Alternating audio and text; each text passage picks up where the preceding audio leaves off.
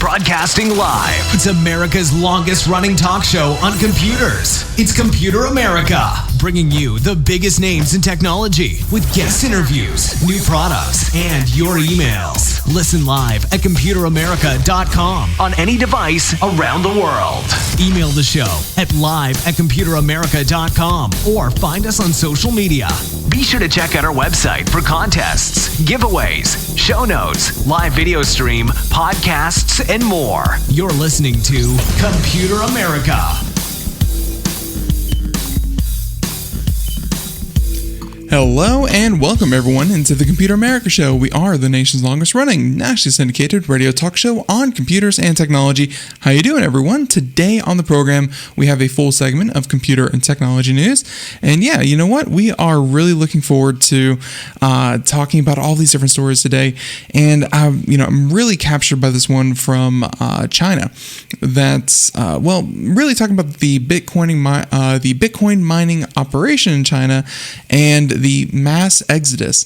It's very interesting how they are moving their operation and how quickly they're doing it out of China ever since they banned actually mining, and how that's going to affect other countries, including Kazakhstan, because, we always keep up to date with them, and the United States in particular. So tons to talk about there, and trust me, we have a lot of stories all around the world, and of course here at home in the US. So sit back and relax as we get things started here. Before we do though, computeramerica.com, that's where you'll find everything, past shows, future shows, all the shows, everything you need to know about the program. If you can't catch us live on IRN, then hey, the next best place would be our podcast. Wherever podcasts are heard, simply search Computer America and we should pop right up. We have hundreds of episodes. Obviously the more recent ones are more timeliness matters when it comes to technology. Things change so quickly, but you know what? Hey, they're all fun, and we definitely encourage you to listen to a number of them, because especially the ones with guests, those are good for a lot longer, and they're on topics that really range far and wide. Now, with that being said, everyone, why don't we go ahead and get started with computer and technology news brought to you by Computer America. Here we go.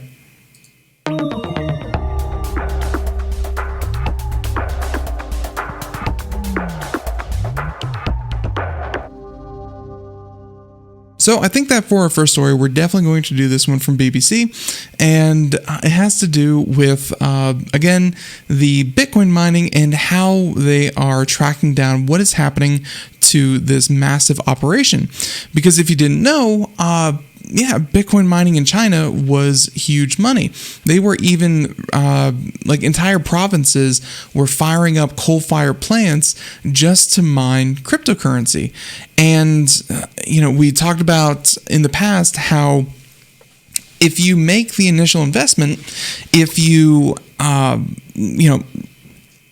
set up the sensors, if you have a reliable source of energy, and you start to buy some of the graphics cards and other computers for mining, every single piece of hardware that you can get your hands on, that's money in your pocket. You can almost guarantee that you are going to make money off of every single graphics card and every single processor.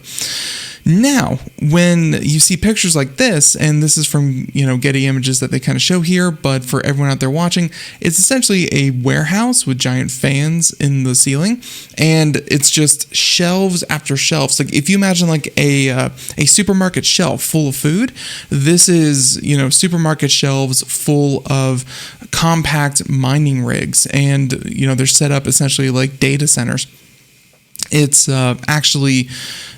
the operations were mind-blowing and was very, very impressive, but obviously Sichuan in particular, but really all over China, Beijing has banned cryptocurrency, owning it, transacting with it, mining it, and that has led to a sort of exodus. So we can go ahead and talk about this, where Cambridge Center for Alternative Finance found that China's share of mining fell from about 75% of all mining to about 46% from September 2019 to April 2021. Now, obviously, the bans that we have been talking about happened in like May and June, were just the overall bans.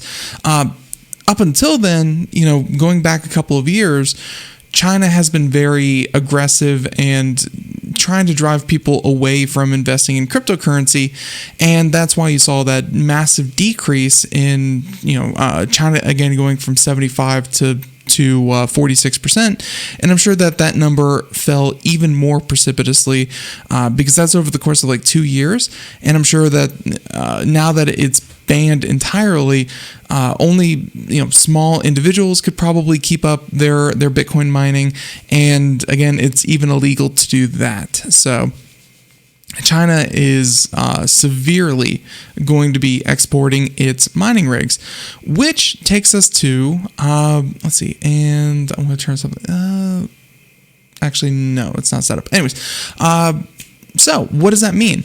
Well, miners, they said that the global mining requires enormous computing power, which in turn uses huge amounts of electricity and consequently contributes significantly to global emissions.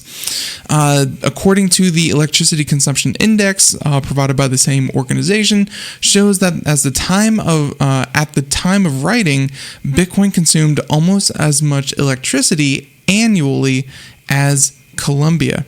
The entire country of Colombia. And I'm sure that, over at, let's see, they have this website here, accept their cookies. Yes. Although I will say that the global emissions, and let's see, you can even zoom this out to that's like all time is what we're looking at here. At one point, back in May 2021, so this year, you saw obviously the energy usage with the price of Bitcoin. The more Bitcoin cost, the more people that were mining it, and the more energy consumption that was used to, actually deal with this whole thing. So with that giant surge in the price of Bitcoin, when it went all the way up to $60,000, you were then using up to, about 480 terawatts of electricity, which is a massive jump from, kind of before that. Even with the previous surge back in 2018, late 2017, early 2018, you saw energy usage, about 160 terawatts, which is a lot, but still 3 times that for the recent surge. And that was quite unsustainable. A lot of electricity usage. The good news is that nowadays, thanks to the ban and obviously the price decrease of cryptocurrency, we are back down to, pretty much about 160 terawatts. Definitely good. Now, they say that in June, the Chinese authorities took a strong action against Bitcoin. They banned it completely, and the data from the center tracking all this covers a period before the crackdown, but it shows that the global mining power was already in significant decline prior to these actions, and now we know why. They said that, and this is according to the author of the book Attack of the 50-Foot Blockchain, they say that miners pack shipping containers with mining rigs, so that in effect they are mobile computer data centers, and they are now trying to ship those out of China. makes perfect sense. These operations means even more. And this was, kind of in the next section of this article. The price of electricity, like once you have the components, you keep buying as many components as you possibly can. But the main contributing factor to these operations is the cost of electricity. And the reason they made them so mobile instead of just, giant warehouses full of immobile computer setups was that during the rainy seasons in China, they were able to track the shipping containers, and they actually went south to places with a lot of hydroelectric dams. And during the rainy seasons, electricity was much more affordable down there because the dams were operating at a much higher capacity, and they would move their mining rigs back and forth. During the dry seasons, they would move them back up north where all of the coal-fired power generation was happening, and then they would do that. But back and forth, trying to earn the most money that they absolutely can. And with an operation this big, it made a lot of sense to do that. Now, they said that according to the U.S. Department of Commerce, 87% of Kazakhstan's electricity is generated from fossil fuels, with coal accounting for more than 70% of the generation, which means the amount of miners from 2019 to 2021 multiplied by 6 times. There's 6 times as many miners in Kazakhstan than there were just a couple of years ago. And I'm sure that number jumped much, much higher, as well as the U.S. Not to put these countries on the spotlight, the U.S. also saw a significant rise in Bitcoin mining, but still, it seems like a lot of these operations have jumped the border and are going to set up shop in a place with, that seem to have the cheapest electricity. Obviously, with so much conversation going on and so much talk about global emissions, global warming, climate change, all that good stuff, it's going to make a huge impact with hundreds of terawatts, and again, the majority of it coming from coal-fired plants, hundreds of terawatts to maintain a digital currency that may or may not be the revolution of finances as we know it.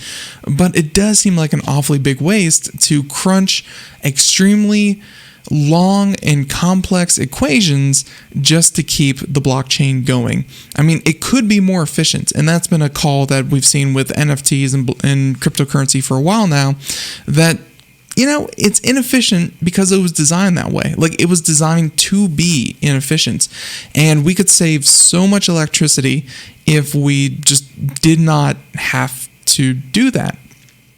So there we are.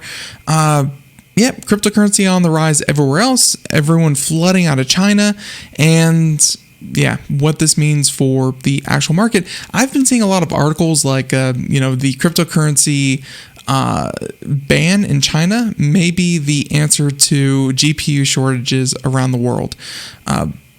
This is kind of proof that they have the hardware. They're not going to just completely up and drop their whole operation. No, they're just going to move it, and they're going to take it elsewhere to continue what they're doing. I just found that so incredibly fascinating that they would build these shipping containers full of mining rigs and just move them from one place to the other so that they can continue to mine cryptocurrency.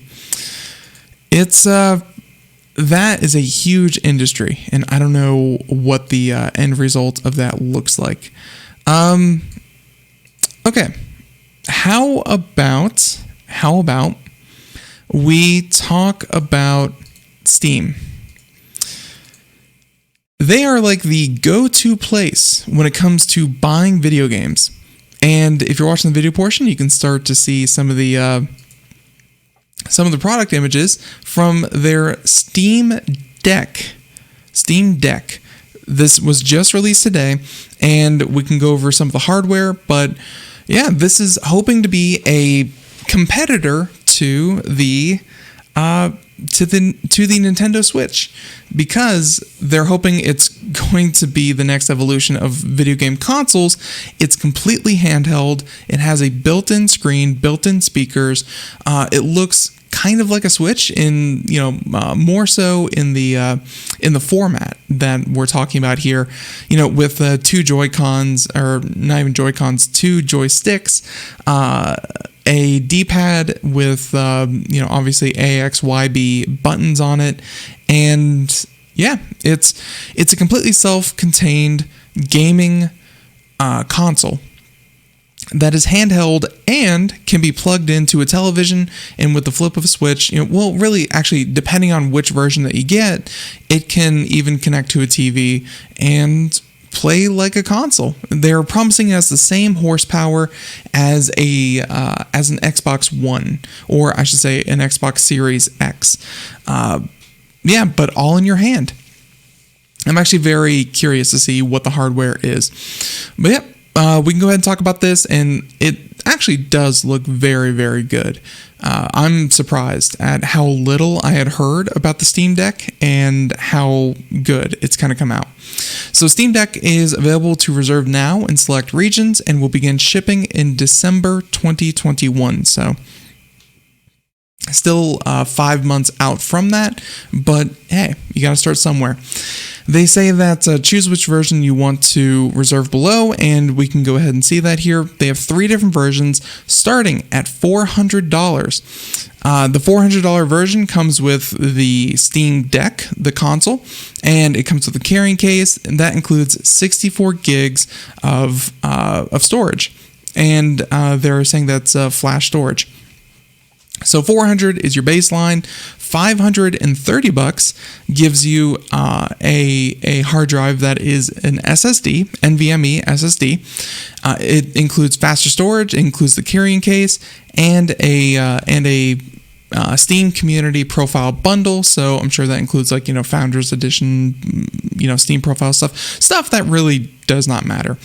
Now, the third and most expensive tier is $650. So we went from $400 to $530. Now we're at $650, and that includes 512 gigs of storage. So 256 to 512. And that will be the fastest storage, premium anti-glare etched glass, exclusive carrying case, included with the profile bundle, and a virtual keyboard theme that will be exclusive to those who purchase this highest bundle. Seems like it will have much better hardware inside. Now, they said that they partnered with AMD to create the custom APU optimized for handheld gaming. It has a Zen 2 plus RDNA 2 powerhouse, delivering more than enough performance to run the latest AAA games in a very efficient power envelope. So they're promising decent battery life and really good performance. Obviously, benchmarks need to come out for this thing, because handheld is going to, it needs to make sure to look good, run good, but also last you more than an hour. We'll see. Now, they said that obviously because it's Steam, it will include your library. If you are already heavily invested in Steam, if you already have dozens or hundreds of games in your Steam library, this may be even more attractive because you can, download them and play them anywhere you want. Definitely something worth considering, because Steam has a lot of people with huge libraries, and I'm sure that would be a huge selling point. They said that you can control it with comfort. It's built for extended play, and with full-size controllers positioned perfectly within your reach. The rear of the device is sculpted to fit your hand, so on and so forth. And of course, there's a dock. The deck comes with a dock. The official dock props up your Steam while connecting to external displays, wired networking, USB peripherals, and power. You can also use a powered USB-C hub if you've got one lying around. They said that the official dock will be sold separately, and more information on that will be coming soon. Which the dock makes all the difference, being able to pick up your computer, play it on the go with the screen built in, all that's great for a handheld device. But then being able to take your dock and connect it to your television, and your television or even your computer monitor, and have everything go the wired internet connection. An Ethernet port, actually hugely important for competitive games and the like, but still a really good addition. So it can be connected with Ethernet, it can be connected with a port to external displays, and at that point, you're essentially gaming like you would any other computer. If you prefer keyboard and mouse, so on and so forth. Really, really nice. And obviously for Steam, they always put a lot of thought into their hardware, but sometimes their hardware misses the mark when it comes to price point. I can't say if $650 is good enough or not without benchmarks, but it's for its main competitor. Its main competitor is going to be the Switch, obviously with the format and what it can do. Its main competitor will be the Switch, and even to a lesser extent, the PlayStation 5 and the Xbox Series X. The Switch is like $300. The Xbox is like $400, and the PlayStation is like $350 or $400. And this thing comes in, if you want a decent,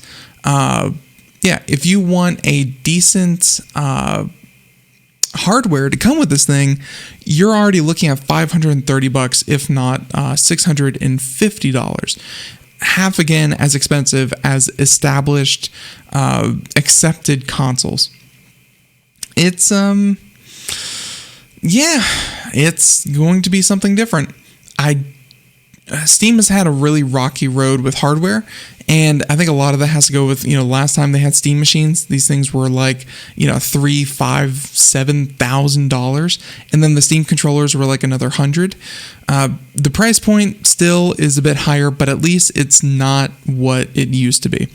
So we're going to have to wait and see on that one, as much as I don't like saying that. Wait and see, and pre-orders available now. Let's see what it can actually do when it's in the hands of people who can really put it through its paces. But by all accounts, so far, it looks like they definitely put the effort into this into the Steam Deck. So definitely encourage you to go check it out yourself. Look at the pictures, look at the videos. It looks very polished, and that's not often something you can say about Steam and their hardware. Okay, so there you go. That's story number, story number 3? No, story number 2. Story number 2. Story number 3. Let's go ahead and talk about something fun. Okay, actually, pretty good segue. Netflix. You've heard of them. You might even subscribe to them. Well, looks like they might have a new trick up their sleeve to differentiate themselves from the crowded streaming market. And it could be video games. Will it work? Who's to say? But I think it's a pretty good transition if they were to start including that. Now, Netflix will reportedly offer video games within the next year, saying that the company hired a former Oculus and EA executive to lead its game development efforts.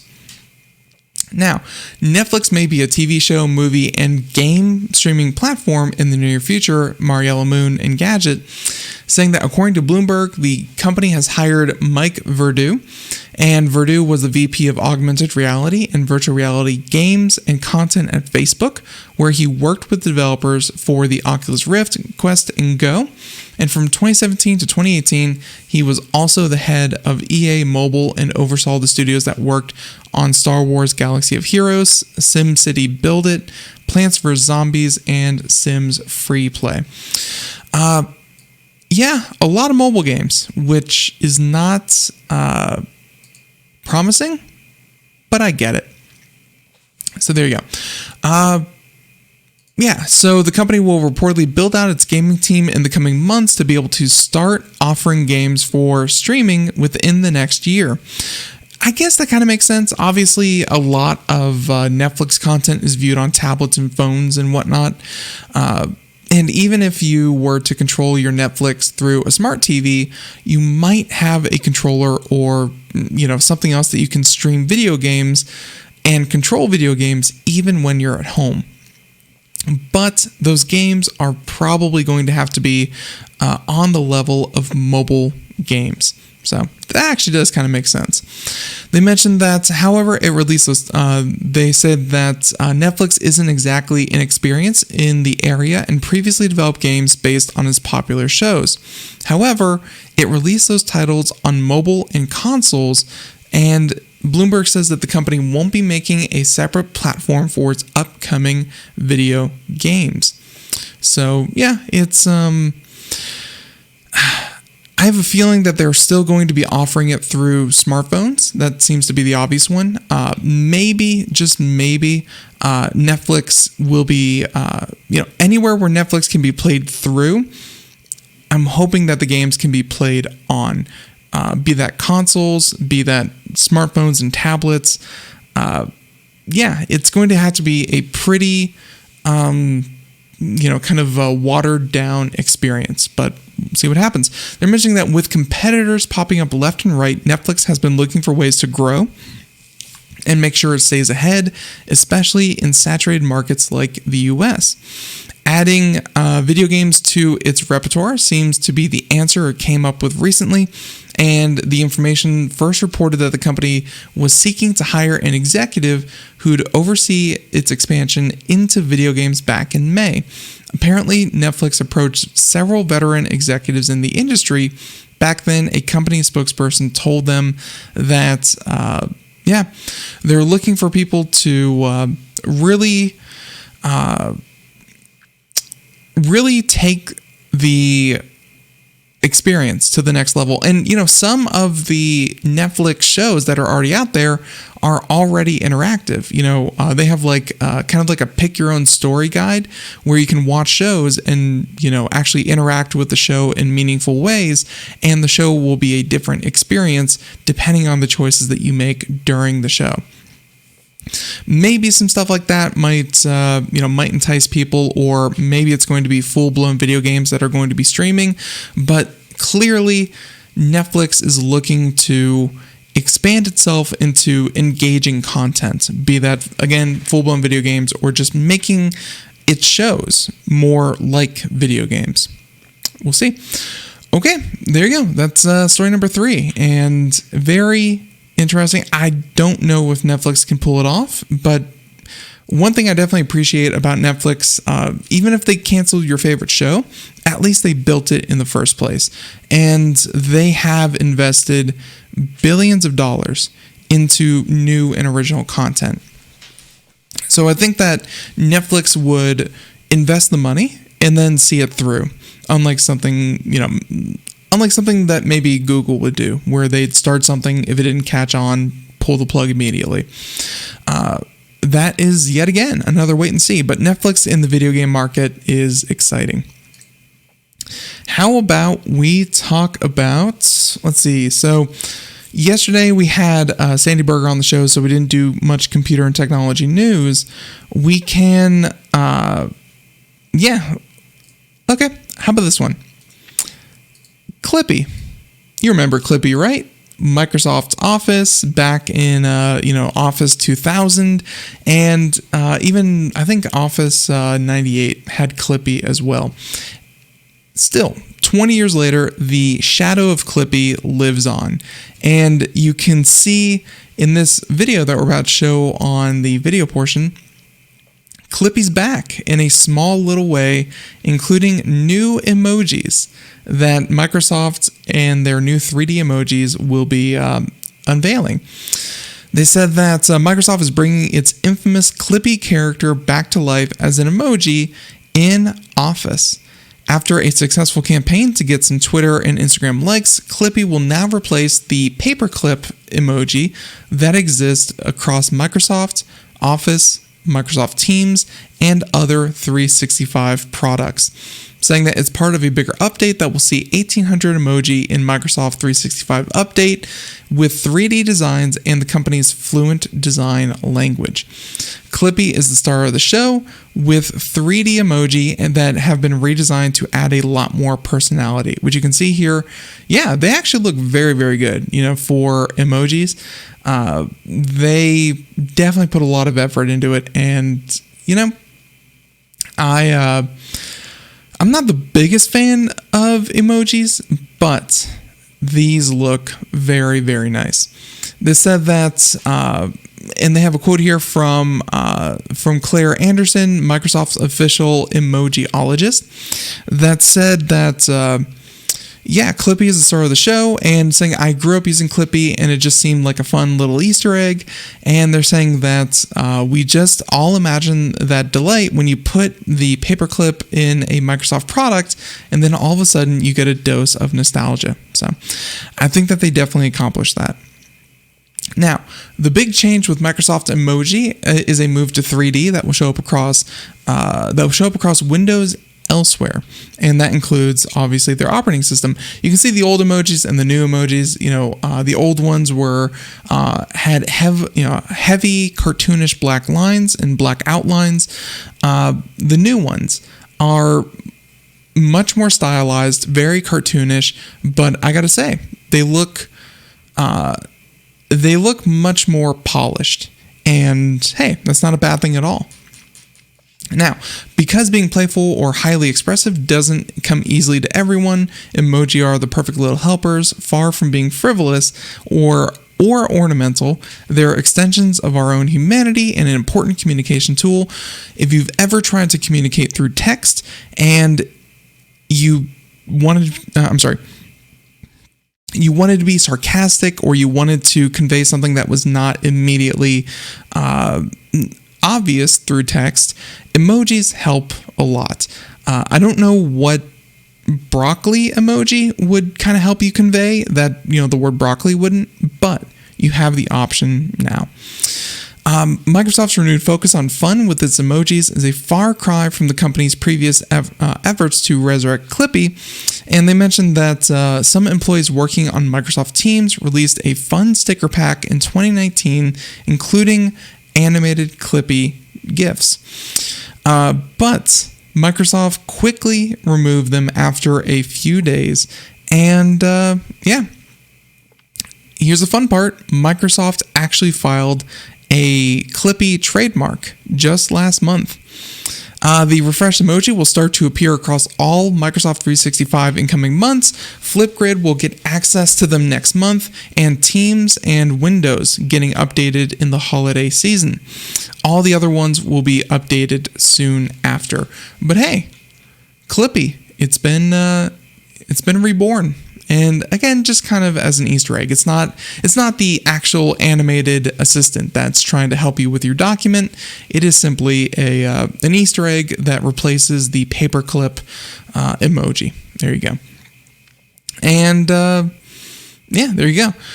So, by the way, the art style is actually fantastic. I'm actually in love with how good the art style looks. So I don't know who's in charge of that project, but they deserve a lot of kudos.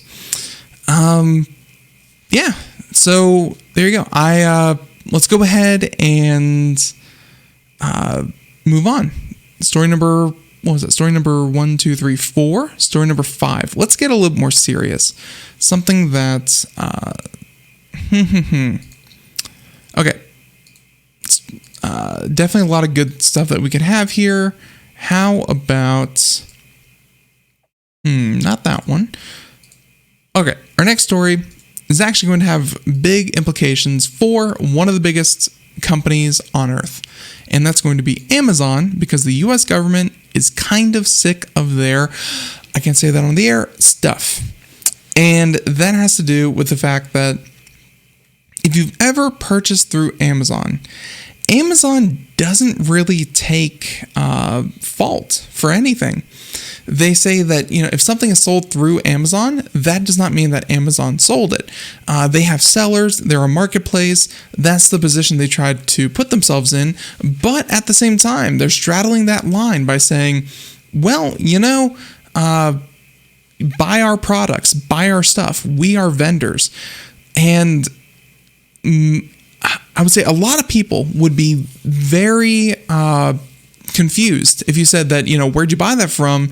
And, and they said from Amazon. And then you said, no, Amazon's a marketplace. Who did you buy that from?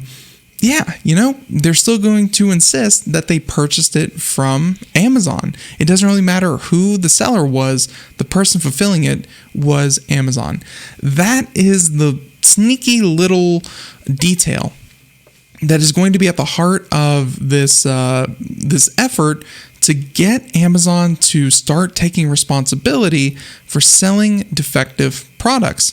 Heck, even someone I know received a refund a year after buying a carbon monoxide detector, and it just did not work. Small stuff like that, buying defective products or products that can actually catch on fire or electrocute the user. Should Amazon be responsible for those cheap and defective products? Amazon says no. The user government says yes, and users everywhere would probably say, well, if you're selling it, then you must believe in it, and yeah, you should probably be responsible for it, especially since, let's face it, Amazon is receiving a cut of all of those sales. Now, Amazon's handling of defective and potentially unsafe products is back in the spotlight with the U.S. Consumer Product Safety Commission, and they are suing the online retailer to force it to recall faulty items that pose safety risk to shoppers. In the filing, regulators said that they warned Amazon about the hazardous items on its site, but deemed its response insufficient. Don't you wish you were big enough? Don't you wish that you were on the board committee on the payroll of the Consumer Product Safety Commission to be like, hey, fix your stuff. And then Amazon goes, whatever. Don't you wish that you could tell Amazon, no, we're suing you? That would be fun. According to the Consumer Product Safety Commission, the faulty goods included 24,000 carbon monoxide detectors that failed to alarm and 400,000 hair dryers that lacked electrocution safeguards, and of course, child sleepwear that could catch fire. I hate it when my baby catches on fire. Really just puts the whole day just off. Now, the commission voted by 3-1 to approve the legal complaint to compel Amazon to recall the named products, notify customers who purchase them, and offer full refunds. Which, in a lot of cases, I'm sure in some of these, they did offer refunds, but did they do enough? That seemed to be the kind of the point of contention, because the Consumer Product Safety Commission deemed the response just not good enough. They could have issued refunds, but did they notify everyone? Did they actually recall the products, or are they still floating around out there? What is appropriate for Amazon to do? Now, as stated in the lawsuit, the retailer has already taken some of these actions. The company also informed consumers about all this kind of stuff, but the CBECI insisted that Amazon's unilateral response was insufficient. There you go. In a statement to Reuters, Amazon said it was unclear why the CBECI rejected its offer to expand its recall program, including for products sold by third parties or sued to force action, almost entirely duplicative, so, essentially redundant, of those it had taken. The retailer added that it had removed the vast majority of the products in question from its store and provided full customer refunds. The fact that they're doing, the vast majority, quote unquote, instead of all, I feel like Amazon feels like they don't even have control over their own storefront, over their own marketplace. That's not the kind of language you want to throw out there, especially when dealing with a government watchdog. Now, they're saying that this isn't the first time Amazon has been lambasted for its distribution of hazardous items. Last year, a CNN investigation into customer reviews on the site found 70 Amazon Basics items had been associated with fires. A 2019 report said that Amazon was selling more than 4,000 items that federal agencies had declared unsafe, prompting senators to write then CEO Jeff Bezos for answers. Last fall, a California state appeals court ruled that Amazon can be held liable for damages and injuries caused by faulty products sold on its site. In so many ways, Amazon is doing is having to do with the same thing that many other tech companies have been doing, including Uber, Lyft, DoorDash, grocery delivery services. They exist in a legal gray zone where they can claim that they are a marketplace, they are a platform, they are a user interface, but they are not exactly the thing that people would immediately say they are. And yeah, I think law enforcement and our own government doesn't really know how to classify Amazon just yet. But it's they're taking action. We'll definitely see. Now, there's that story. Very troublesome for Amazon, but for everyone else, hey, it could mean that you have less of a chance of buying defective or dangerous products on their site. That's always good. This one, let's see how it works. This one coming from a publication that we definitely don't do normally, but from the Times of Israel. Here we go.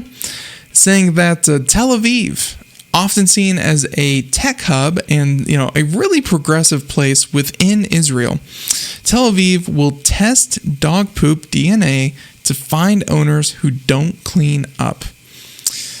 So many questions, such as how and can it even work? Well, City Council approved setting up database obligating owners to submit their pets' DNA details when receiving license. So, you have to submit your dog for DNA testing if you want to own one in this community. This by Toy staff and or the Times of Israel staff, saying that Tel Aviv has found an innovative way of dealing with dog owners who don't clean up after their pets in the city streets. And they want to test the dog poop for DNA. And what happens after all that? Well, they will send a fine to the owner's account. They'll bill them. The City Council on Monday approved a motion setting up a DNA database and stating that dog owners will be required to submit their pets' genetic details to authorities upon receiving or renewing a license. The validity of current dog licenses will expire 6 months after the new ruling takes effect, and the new licenses won't be approved unless owners give over the DNA details.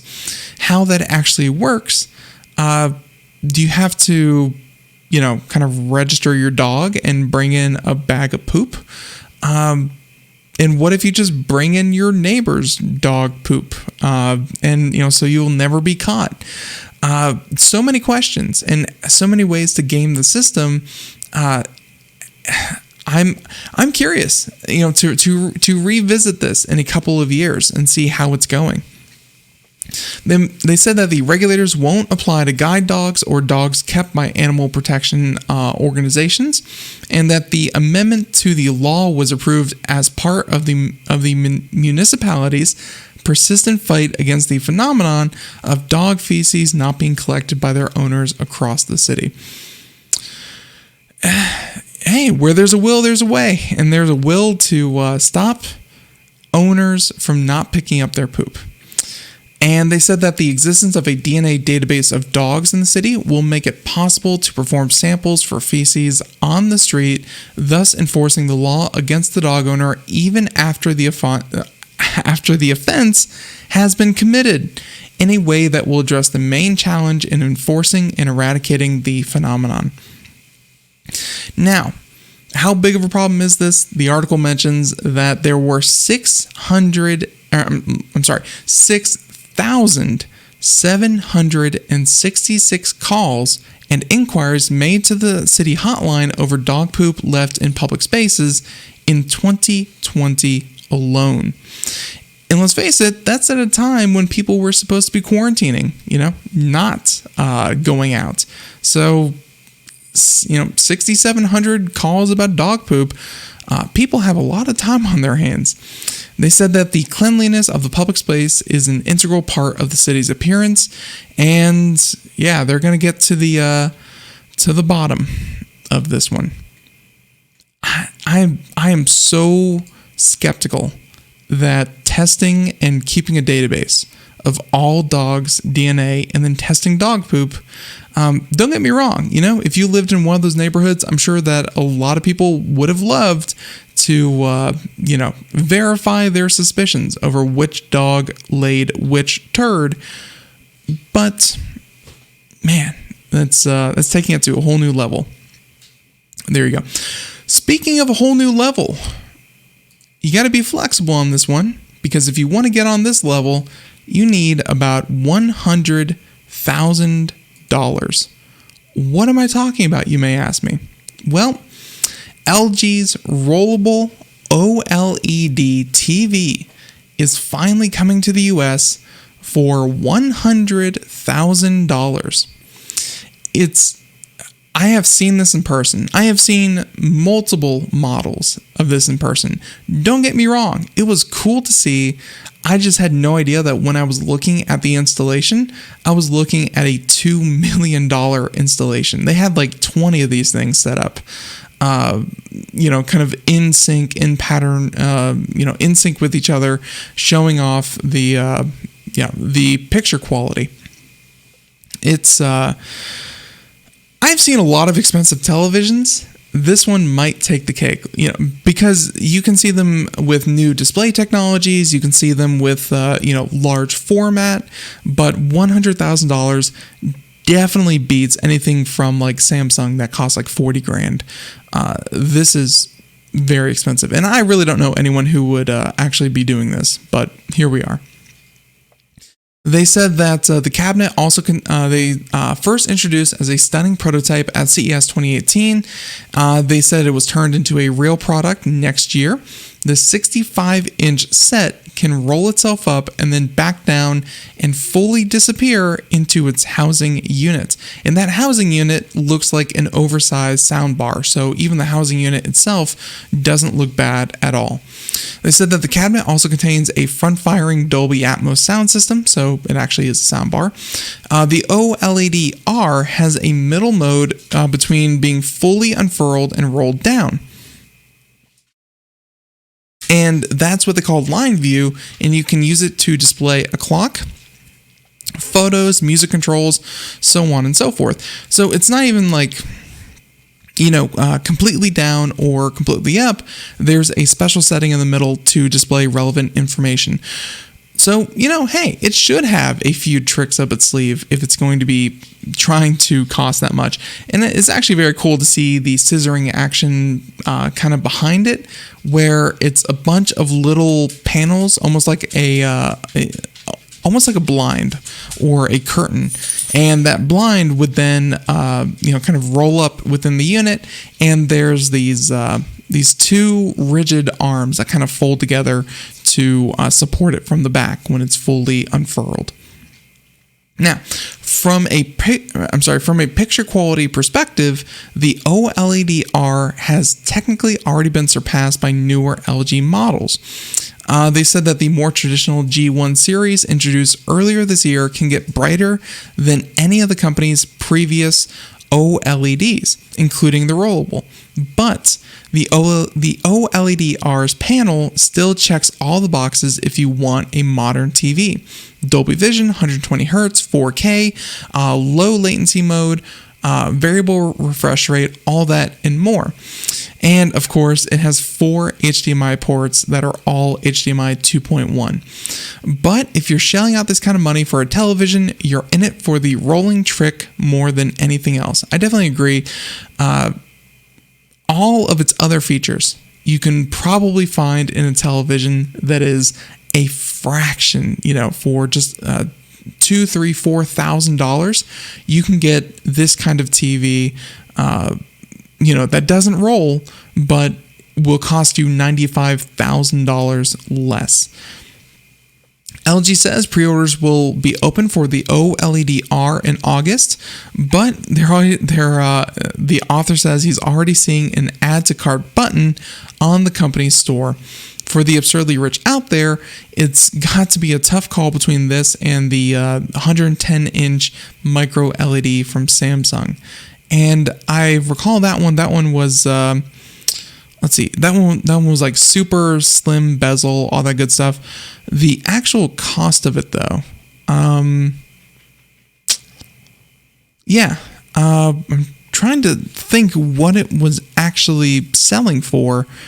It was like 8K and super thin, micro LED, super thin TV. I think that thing was only like 50 grand though, or like 30 grand. I don't think that was anywhere near the 100 grand. Even so, when you're paying that much for televisions, you're paying for the gimmick. You're paying for the technology, the research. You're not actually paying that money for a comparable TV to the price that you're paying. It's just different. It's just unique. And there you go. Okay, so there's that story. No one's getting that TV. That thing is ridiculous. Okay. How about for our next story? Okay. This story keeps popping back up, and this time from Spain. Last time it was in the US. It's kind of a valid complaint, but it's still the same complaint as other people have already had. This one in Spain, saying that their consumer protection organization has accused Apple of slowing down newer iPhones after iOS 14.5 update. And again, you kind of have to take this idea that newer operating systems are going to be more resource intensive because you have new phones coming out that can take advantage of those. The iOS from 2 years ago is going to be, quote unquote, quicker than the iOS of today. Still, Spain is saying that the 14.5 iOS update is artificially slowing down phones. And yeah, we can talk about this real quick, but the obvious answer is duh. And the next question is, does it matter? Is it to the point of, artificial, what do you call it? When artificial obsolescence or planned obsolescence, is that really the case of what's happening here?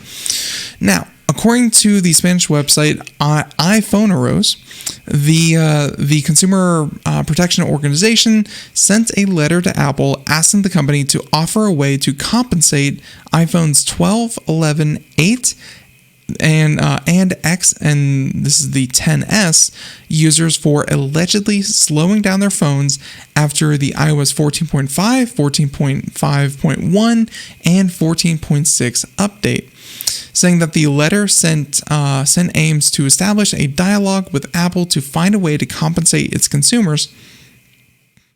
Whether Apple does not respond properly, other action will be taken in the national courts to enforce consumer rights.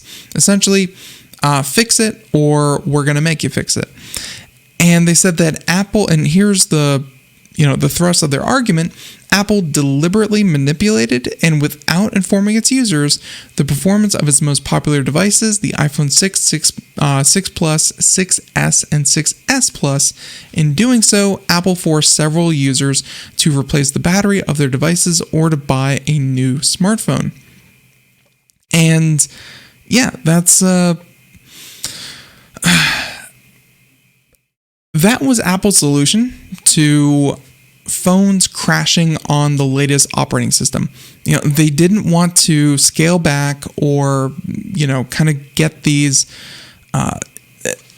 They wanted to keep the operating system the same, but their solution on older phones that were crashing, just going black and just not being able to turn back on, their immediate solution was to throttle the usage of the phone's resources so it didn't get so hot, so that the battery lasted longer. And yeah, it may have been a bit slower for the users, but then the user, would still get their 6 hours of usage, or the operating system would not crash and, destroy their phones. But that meant that they were using essentially a slower phone that was artificially throttled so it could work at all. As with any rights for repair case, it's always one of those things where it's like, well, this could have been avoided with just a simple toggle switch in the settings to, let people do that themselves. But Apple was trying to preserve a customer experience in their own way. And it may have been a little manipulative, but it was the best way that Apple themselves saw it internally. Now, what's different this time is that the Consumer Protection Group says that even the current iPhone 12 is already slowing down after the latest iOS updates. After the iPhone battery controversies a few years ago, Apple implemented the battery health indicator, and starting later this year, users can choose whether they want to upgrade to iOS 15 or stay on the current iOS 14 system with only new security patches, which is a completely fair compromise, but that means more trouble for Apple having to, kind of keep updates on iOS 14 and 15 at the same time. But I really do think that's a fair compromise. They said that as of now, Apple in Spain hasn't responded to the letter, and yeah, we'll wait for an update on that. It's this old argument that's been had in the US, and they were found guilty of it. This was definitely something that Apple did, and regulators jumped on Apple for it, definitely rightfully so. But now Spain is getting in on the action, and what that can mean, who knows? They don't have as much weight to throw around as the United States or China does, but we will wait and see how that plays out. Okay.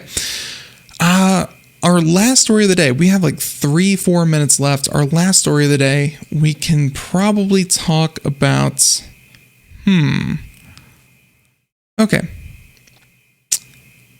How about we talk about Iranian hackers? And yet again, our good friends over at Facebook seem to be in a bit of trouble.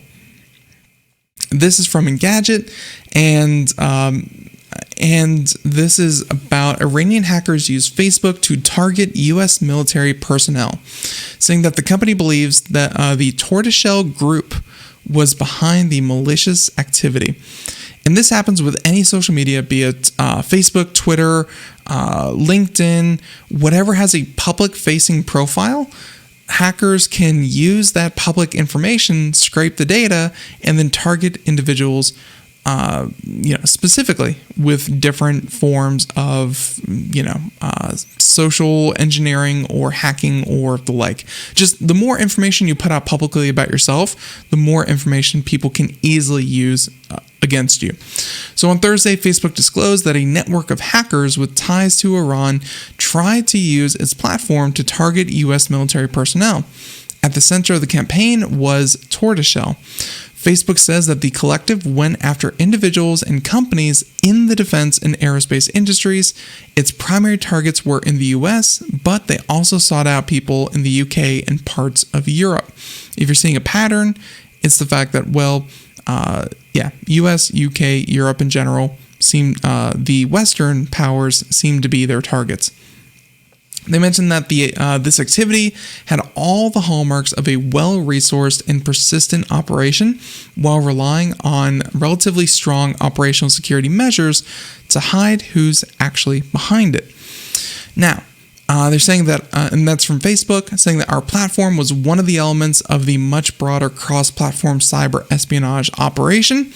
And everything from email messaging and collaborative services and websites. And they weren't directly sharing the malware itself on social media. So again, a bit of social engineering.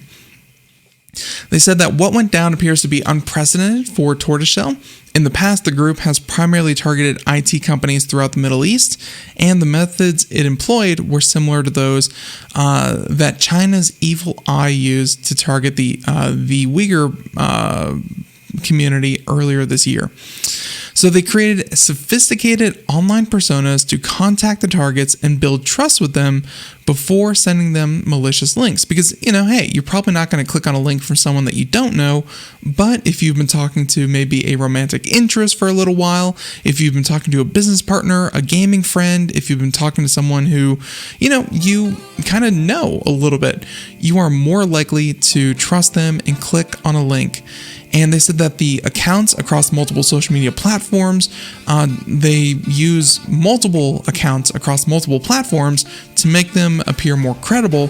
And the group built fake recruiting websites and even went so far as to spoof legitimate U.S. Department of Labor job search tool. Yeah, so they try to make themselves as credible as possible so that the specific people that they were trying to target and, collect information from would click on their links. There you go. Very interesting, and I'm glad that Facebook was able to actually catch them. Ladies and gentlemen, we are flat out of time. Thank you for joining us here on the show. Be sure to tune in tomorrow here on Computer America, 4 p.m. to 5 p.m. Eastern, Monday through Friday, on the IRN network, and of course, wherever podcasts are heard. Thank you so much. Until next time, have a great one. Bye-bye.